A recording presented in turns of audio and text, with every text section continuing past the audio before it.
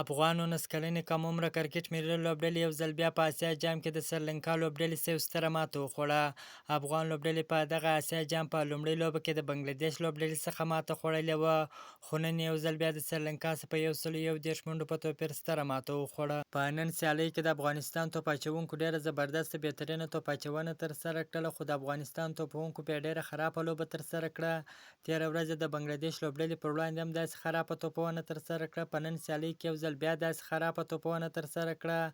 افغانستان لوبډلې په دغه اسیا جام کې دوه سیالۍ وکړلې چې دواړې یې یوه سریلانکا او بله بنگلادیش لوبډلې ته وبایللې. د نن سیالۍ ټاس سریلانکا لوبډلې وګټي او په خپله د توپونې پریکړه وکړله. په ټاکل شویو 50 اورونو کې د 7 لوبغاړو په سوځېدو سره 243 منډې جوړې کړلې، چې د افغانستان 19 کلنې کم عمره کرکټ ملي لوبډلې د 244 منډو هدف وټاکه، خو افغان لوبډله بیا د هدف په تعقیب کې پاتې راغله یا د هدف پسې ونه رسېدله. ټوله لوبډله په 112 منډو وسوځېدل، چې افغانستان د سریلانکا څخه په دغه اسیا جام په دویمه لوبه کې په 131 منډو په توپیر غټه ماته وخوړه.